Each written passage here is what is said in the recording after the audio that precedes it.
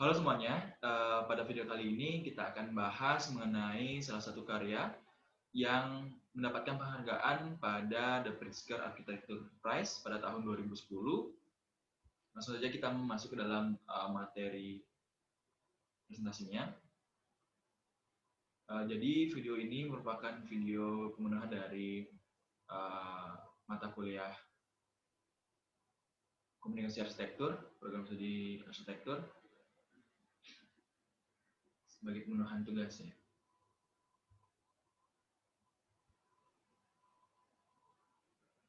Oke, langsung saja kita masuk ke dalam presentasinya.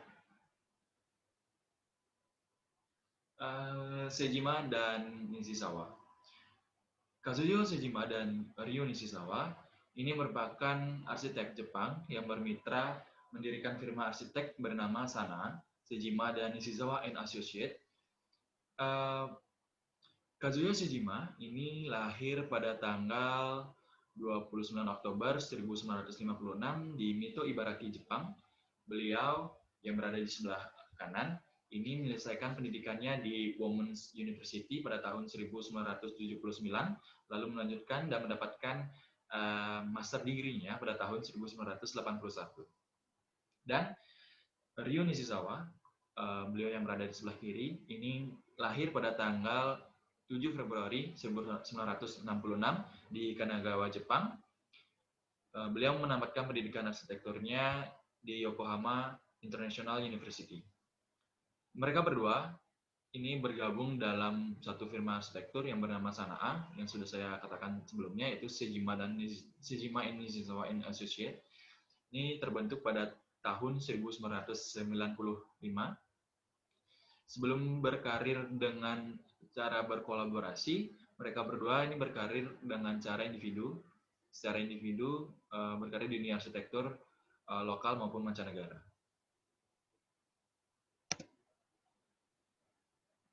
Setelah mendapatkan kepercayaan di lokal Jepang, namanya santer terdengar di mancanegara dan mulai banyak mendapatkan proyek-proyek luar biasa di luar negeri. Di sini saya mencantumkan diagram batang terhadap jumlah proyek yang mereka dapatkan di masing-masing negara.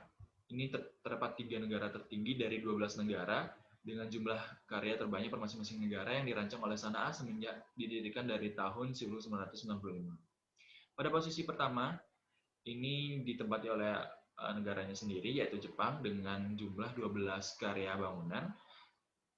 Dan di posisi kedua disusul oleh US atau United States, ini dengan jumlah 4 karya bangunan. Dan pada posisi ketiga ini adalah Switzerland dengan 3 karya bangunan. Dengan ketiga negara ini saja, ini sudah totalnya mencapai 19 karya.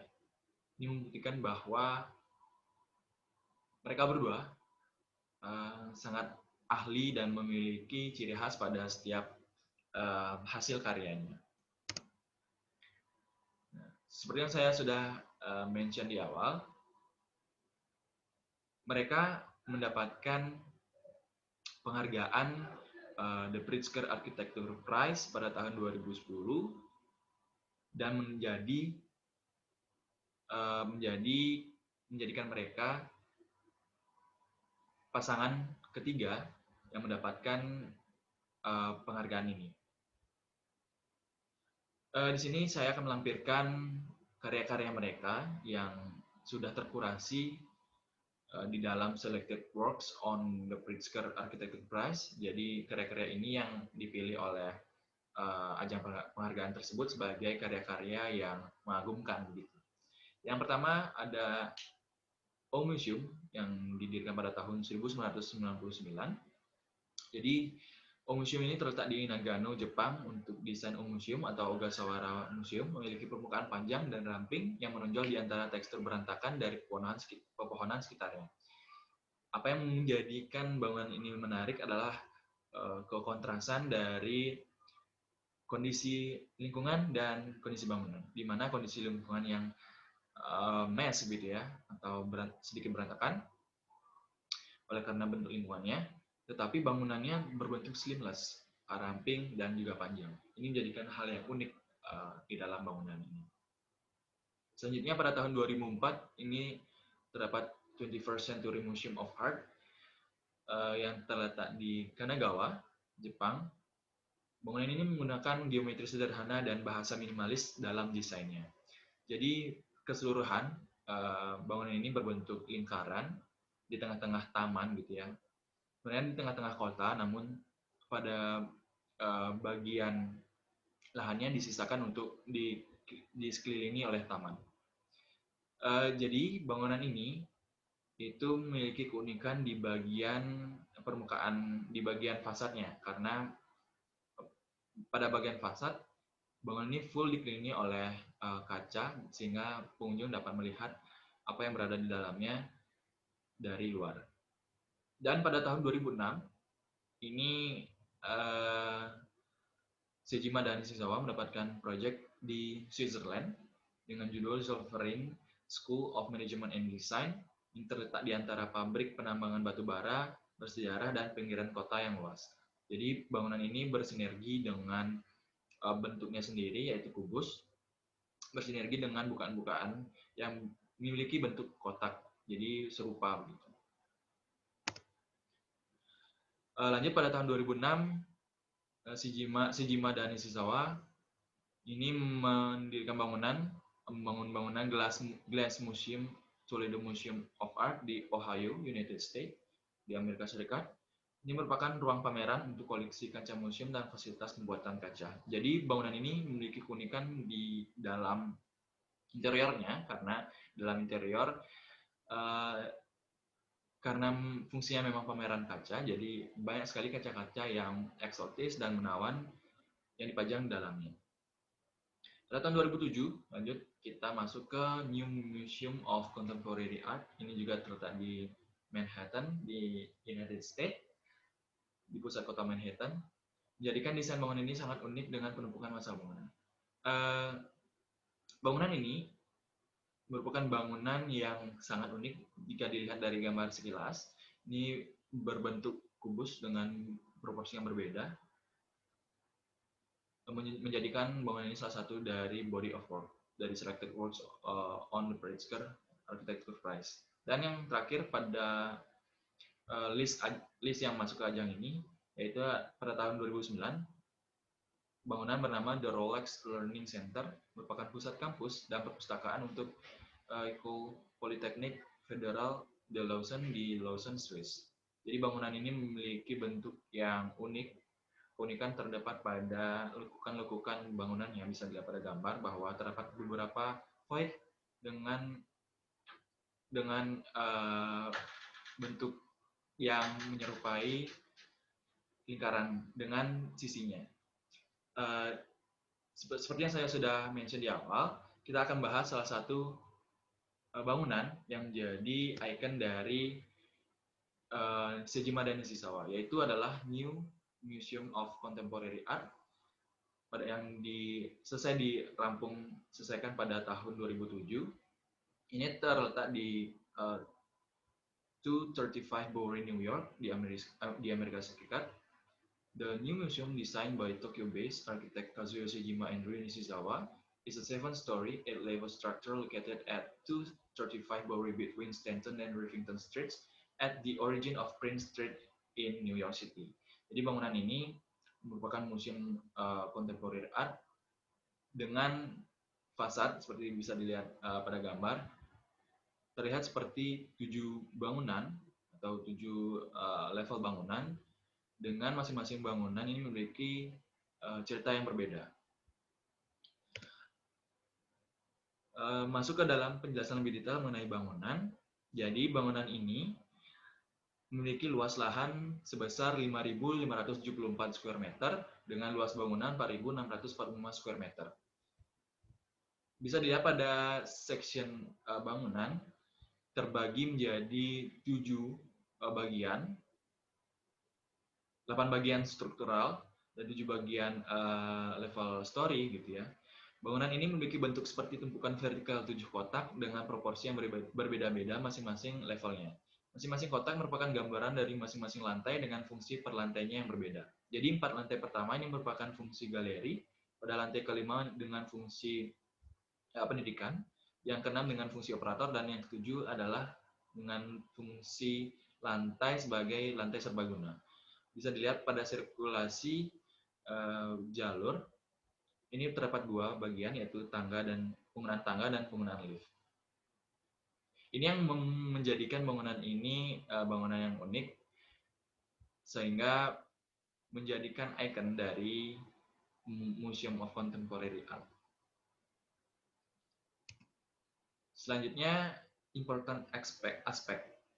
Apa yang menjadi aspek penting dalam bangunan ini adalah permainan massa bangunan sebagai bentuk respon dari situasi dan kondisi lingkungan sekitar, menjadikan bangunan ini wajah baru dari modern museum dengan segala impact yang diakibatkan. Terobosan baru yang dilakukan oleh Sejima dan Nishizawa dengan menggunakan desain yang out of the box dari museum biasanya, ini menjadikan terobosan baru di ranah arsitektur mengenai fungsi museum dengan desain yang seamless dan sederhana dengan tampaknya. Ini menjadikan dunia baru di dalam ranah arsitektur. Selanjutnya kita masuk ke pembahasan interior. Jadi interior yang saya highlight ini ada dua. Yang pertama ada Fort Gallery dan yang kedua ada Auditorium. Jadi pada Fort Gallery, galeri ini mengekspos baja arsitektur, balok struktural diagonal interior dengan finishing cat putih, menjadikan ruangan galeri terlihat luas dan bersih. Jadi galeri ini spesifiknya memiliki luas lahan yang luas bangunan yang lebih kecil dari galeri lainnya, tetapi memiliki ketinggian bangunan itu lebih tinggi dari bangunan lainnya. Sejima dan Nishizawa memutuskan untuk mengekspos bagian atap karena struktur-struktur ini menjadikan ruang ini lebih menarik untuk dilihat, untuk dipandang, dan juga mengekspos bagaimana tingginya ruangan ini sebagai bentuk dari penarikan pusat perhatian dari pengunjung. Yang selanjutnya ada auditorium. Auditorium ini bernama white box. Fungsinya sebagai teater atau auditorium, merupakan salah satu bagian dari interior bangunan dengan kapasitas ruangan mencapai 182 kursi. Yang menjadikan auditorium ini unik adalah bentuknya yang menyerupai kubus dan berwarna putih, maka dari itu dinamakan white box.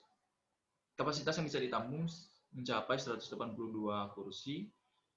Ini memiliki fungsi berbeda-beda tergantung dari pemakaiannya. Kadang-kadang bisa dijadikan sebagai teater maupun bisa dijadikan sebagai spot untuk seminar sebagai bentuk auditorium. Selanjutnya kita masuk ke bagian yang terakhir adalah eksterior. Penggunaan cover bangunan dengan material cladded metal mesh menjadikan bangunan terlihat bermotif dengan detail yang menawan. Bisa dilihat pada bagian gambar di sebelah kiri, ini merupakan bentuk dari cladded metal mesh. Material ini menjadi cover dari seluruh bangunan. Ini menutupi seluruh bagian bangunan sebagai bentuk dari fasadnya. Bisa dikatakan sebagai secondary skin, tetapi peruntukannya hanya sebagai bentuk dari aksen gitu ya. Jika bisa dibayangkan jika tidak digunakan secara optimal, bangunan ini hanya memiliki dasar cat putih sebagai bentuk dari tapaknya gitu ya. Jika ini terjadi, maka terlihat lebih monoton. Namun ketika ditambahkan cover dari material cladded metal mesh, ini terlihat lebih menarik dan tentu saja detail-detailnya ini lebih menawan untuk dilihat. Sekian presentasi dari salah satu karya dari pemenang The Pritzker Architecture Prize pada tahun 2010. Semoga ini akan menjelaskan bagaimana bangunan ini bisa mendapatkan salah satu penghargaan tersebut. Sekian dari saya, terima kasih.